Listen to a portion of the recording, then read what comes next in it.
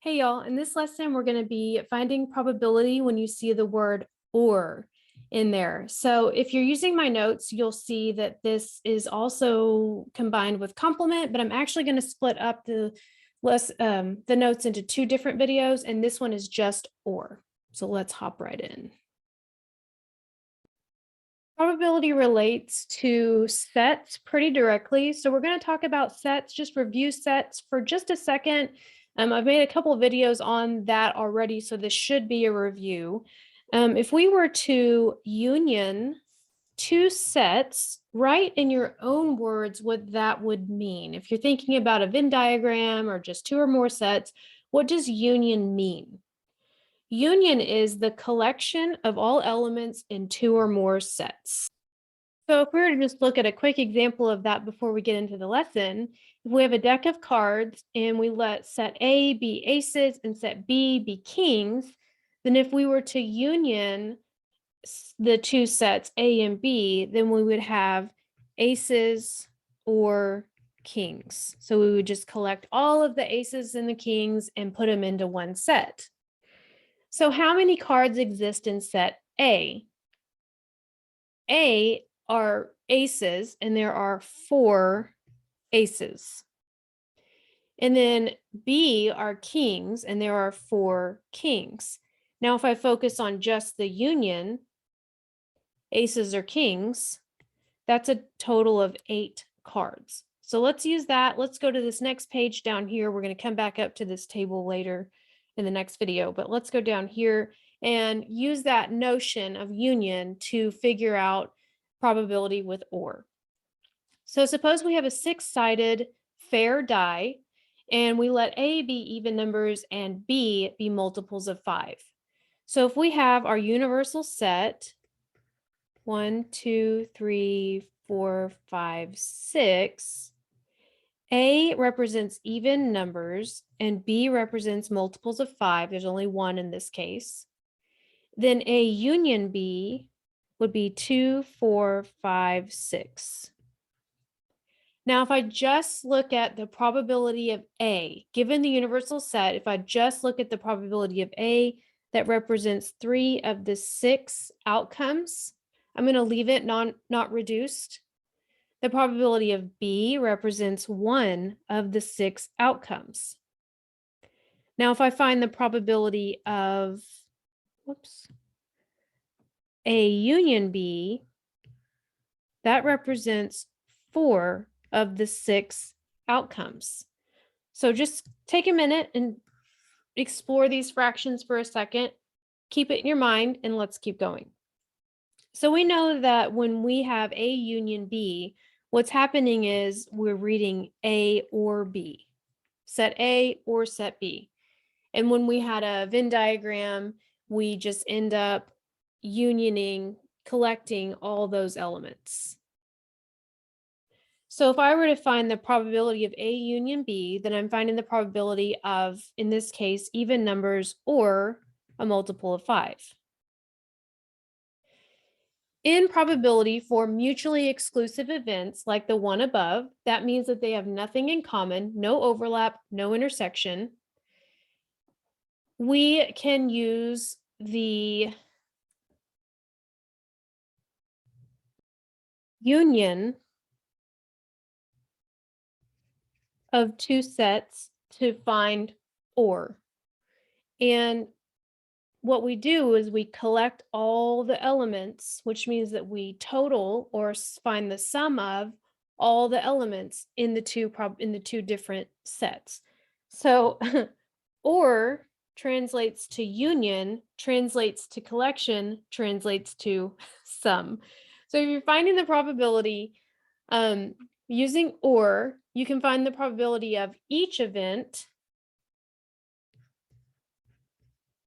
and then add the two probabilities together, which translates to the same thing as finding the union and the probability of that union. So they mean the same thing. All this paragraph is to show that union, or, and addition are all this, it's all one thing. So in your mind, when you see or in probability, you should think of addition because we're talking about the collection of two different events or two different sample spaces. For sets that are not mutually exclusive, that means that we have to consider the intersection of the two sets because there's going to be an overlap. So if we talk about even numbers or multiples of 3 as the two sets, we're going to find the probability of rolling an even number or a multiple of 3. Now let's talk about union for a second just so that you can visualize this. Even numbers, multiples of 3, that's going to be 2, 4, 6, and multiples of 3 are 3 and 6. And if I'm finding or, then I'm using a union, which means that I'm collecting the elements in both sets, and that represents 4 of the 6 outcomes. Now, in formula form, if I were to use or, we know that or means add. So what I'm doing here is I'm finding the probability of an even number, and I'm adding the probability of the multiples of 3. Probability of an even number is 3 out of 6. Multiples of 3 are 2 out of 6. And if I add those together, I get 5 out of 6. Now I'm supposed to get 4 out of 6. Why did it come out to 5? Because there's overlap. I'm counting 6, the side 6, as in each probability. So I need to subtract one of them out to account for that overlap. So when you have events that are not mutually exclusive, that means that they have something in common. We have to subtract out that overlap because we're counting it twice. And we end up with an inflated probability.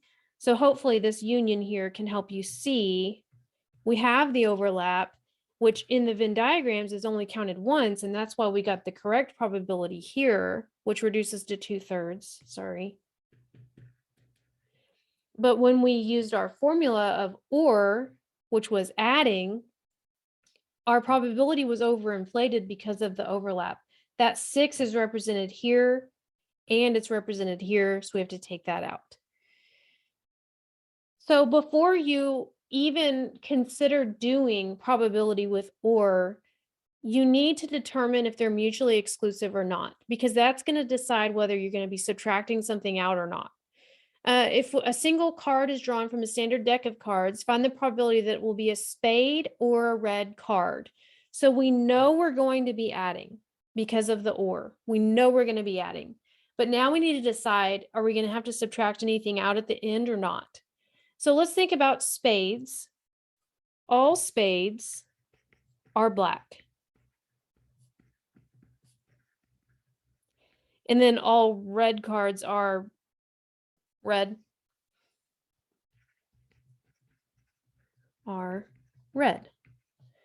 So these are mutually exclusive events. There's no overlap, no intersection.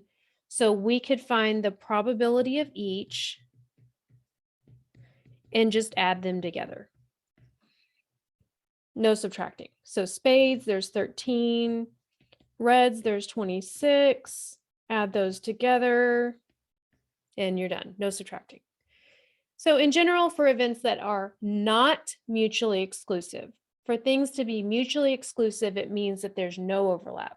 So things that do have overlap, we have to subtract out their intersection as a last step to deflate that probability. So here's an example here. This is an example here. I should have said anyway. If a single card is drawn from a standard deck of cards, find the probability that it will be a king or a red card. Or means add. Now, what we need to figure out is, are we going to be subtracting out an intersection? So go ahead and figure out if these events are mutually exclusive or not. find your probability, and check back. Okay, I've got several different things going on here to illustrate what's happening. I've got it in words here. There's 4 kings, 2 of them are red. There's 26 reds, 2 of them are kings. So that means that there's overlap, which means we're going to have to subtract that out. Or you can draw a Venn diagram and you can see that there's overlap there with the 2 red kings. So we have 2 black kings, 2 red kings, and then 24 remaining red cards. So that's just some different ways to look at it. And if we were to use our formula for probability, we have 4 out of 50, probability of drawing a king is 4 out of 52, probability of drawing a red is 26 out of 52, and we subtract out the probability of red kings that overlap the intersection of the 2 sets, and we get 28 out of 52, which reduces, whoops, by 4 to get 7/13. That's all I have for this lesson. I hope you enjoyed it. If you have any questions, please let me know. I'd be happy to help. See you in the next one.